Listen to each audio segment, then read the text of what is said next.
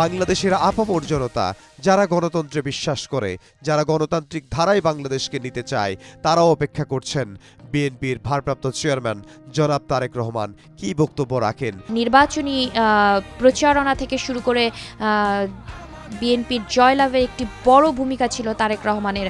তিনি তখন দায়িত্বশীল জায়গা থেকেই বিএনপিকে এগিয়ে নিয়ে গেছেন।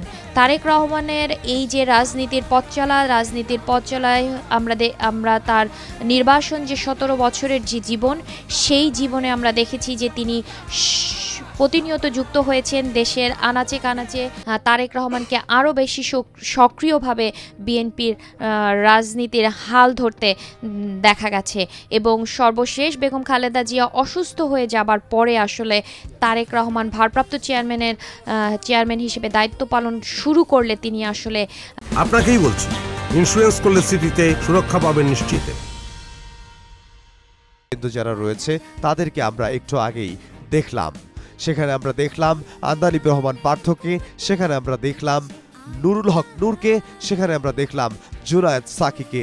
তারাও বাংলাদেশের এই ঐতিহাসিক যে একটি মুহূর্ত, বাংলাদেশের রাজনীতির যে একটি ঐতিহাসিক মুহূর্ত, এই ঐতিহাসিক মুহূর্তে বাংলাদেশে যে বিএনপির ভারপ্রাপ্ত চেয়ারম্যান তারেক রহমান তার ঐতিহাসিক স্বদেশ প্রত্যাবর্তন উপলক্ষে যে মঞ্চটি তৈরি করা হয়েছে, সেই মঞ্চের যে ঐতিহাসিক ক্ষণ, সেই ঐতিহাসিক ক্ষণের সাক্ষী হওয়ার জন্য তারাও সেখানে উপস্থিত হয়েছেন। সেইখানে উপস্থিত হয়েছেন অনেক রাত থেকে, শীতকে উপেক্ষা করে লাখো জনতা সেখানে অপেক্ষা করছেন। বাংলাদেশের আপামর জনতা যারা গণতন্ত্রে বিশ্বাস করে, যারা গণতান্ত্রিক ধারায় বাংলাদেশকে নিতে চায়, তারাও অপেক্ষা করছেন বিএনপির ভারপ্রাপ্ত চেয়ারম্যান জনাব তারেক রহমান কি বক্তব্য রাখেন সেটির অপেক্ষায়। তারা অপেক্ষা করছেন তাকে এক নজর দেখার জন্য, তার বক্তব্য শোনার জন্য। তিনি অল্প কিছুক্ষণের মধ্যেই সেখানে যেয়ে উপস্থিত হবেন।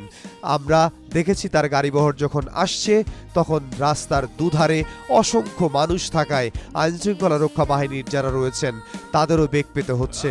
তারাও আসলে হিমশিম খাচ্ছেন এবং সেজন্যই তার গাড়িবহরটি ধীরে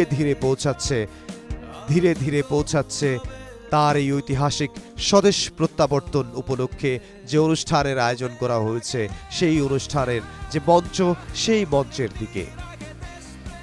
আপনাকেই বলছি, ইন্স্যুরেন্স করলে সিটিতে সুরক্ষা পাবেন নিশ্চিত। রাস্তার দুধারে যারা দাঁড়িয়ে আছেন তাদের অভিবাদনের জবাব কিন্তু জানাচ্ছেন জনাব তারেক রহমান। তিনি কিন্তু সবার প্রতি কৃতজ্ঞতা জানিয়েছেন। তিনি ফেসবুকে তিনি কিন্তু জানিয়েছেন স্ট্যাটাস দিয়ে, ছবি দিয়ে এবং স্ট্যাটাস দিয়ে, যেই জনগণ, যেই মানুষ যারা আসলে বাংলাদেশের আজকের এই রাজনীতির ঐতিহাসিক ক্ষণে উপস্থিত হয়েছেন, যারা আসলে বিএনপির ভারপ্রাপ্ত চেয়ারম্যান জনাব তারেক রহমান তাকে এক নজর দেখার জন্য অপেক্ষা করছেন, যার দিক নির্দেশনামূলক বক্তব্যের জন্য অপেক্ষা করছেন।